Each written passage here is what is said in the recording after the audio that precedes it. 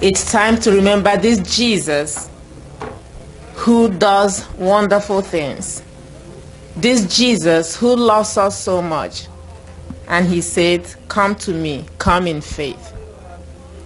I've been challenged by today's sermon by the fact that this woman refused to quit. And sometimes it takes time. It took time for her. She was expecting an instant yes. But Jesus didn't do that immediately. And I admire her courage, her tenacity, that she said, I will not quit.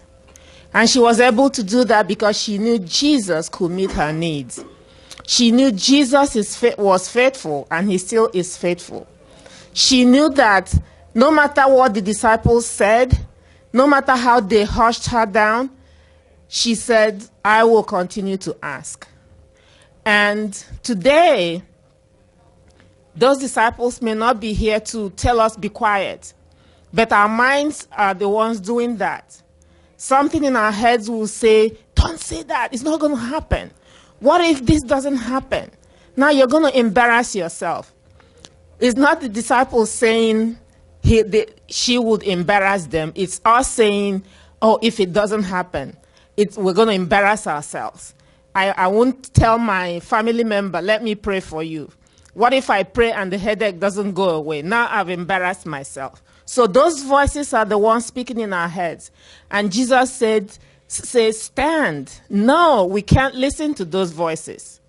And because the reason why we can't is because we know who we are praying to. Not because we have faith, but who do we have that faith in? We have that faith in Jesus. And because he doesn't change, and because he's God, and because he loves us, and because he's our ally, and because he's for us and in us, no matter the contrary things playing in our heads and minds, let's stand. And we can't just will it or wish it, oh, my resolution is to stand. No, we have to base it on the word of God. Because those resolutions, they don't work without a substance that is as strong and solid as the word of God. So let's determine this year to be students of the word and believers of the word, not just students only. And knowing that Jesus himself has promised. And we're doing this in remembrance of him, in remembrance of his faithfulness, in remembrance of his love, that he poured out his precious blood. He carried his own blood of sacrifice into the Holy of Holies for us.